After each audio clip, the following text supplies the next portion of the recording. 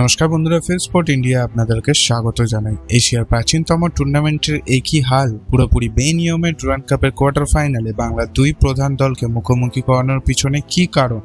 শুধুই কি নিজেদের টিআরপি এবং লাভের কথা ভেবেই এই সিদ্ধান্ত ডুরান্ড সংস্থা? টুর্নামেন্ট ফরম্যাটের বালাই নেই, নিয়মের ব্যাপার নেই। গ্রুপের শীর্ষে ছিল ইস্ট বেঙ্গল। সারা বিশ্বের ফুটবল টুর্নামেন্টগুলির নিয়ম অনুযায়ী কোয়ার্টার ফাইনালে গ্রুপ বিতে দ্বিতীয় স্থানে থাকা দল ডায়মন্ড হারবার এফসি মুখোমুখি হওয়ার কথা ছিল লাল হলুদ ব্রিগেডের।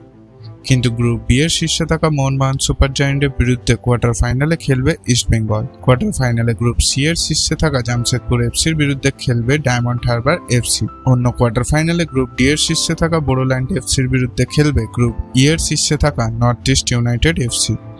এবং আরেকটি কোয়ার্টার ফাইনালে গ্রুপ এফ এর শীর্ষে থাকা ইন্ডিয়ান নেভি ফুটবল টিমের মুখোমুখি হবে গ্রুপ ইতে দ্বিতীয় স্থানে থাকা শিলং লাজং এফসি। এই সূচিতে স্পষ্ট কয়েকটি দল বাড়তি সুবিধা পাচ্ছে। অন্য কোনো টুর্নামেন্টে এই ধরনের অনিয়ম, অনৈতিক কার্যকলাপ দেখা যায় না। রবিবার সন্ধ্যাবেলায় বিবেকানন্দ যুবভারতী ক্রীড়াঙ্গনে কলকাতার ডার্বি। সন্ধ্যে 7টায় এই ম্যাচ শুরু হবে। নিজেদের গ্রুপ শীর্ষে থাকা ইস্ট বেঙ্গল ও মোহনবাগান সুপার জায়ান্ট অন্য গ্রুপের দ্বিতীয় স্থানে থাকা দলে মুখোমুখি হলে কলকাতার দুই প্রধানেরই সেমিফাইনালে পৌঁছে যাওয়ার সুযোগ থাকত। কিন্তু কোনো একটি দল কোয়ার্টার ফাইনাল থেকেই ছিটকে যাচ্ছে। ডুরান্ড কমিটি কলকাতার ডার্বি আয়োজন করে আর্থিক লাভের পাশাপাশি প্রচারও করে নিতে চাইছে, কিন্তু কলকাতার দুই প্রধানের সঙ্গেই অন্যায় করা হচ্ছে বলে মনে করছে অনেক ফুটবল প্রেমী। এশিয়ার প্রাচীনতম টুর্নামেন্ট ডুরান্ড কাপ, কিন্তু এই টুর্নামেন্টেই চরম অনিয়ম দেখা যায়। ফুটবল প্রেমীরা ডুরান্ড কমিটির এই সিদ্ধান্তের তীব্র সমালোচনা করেছেন।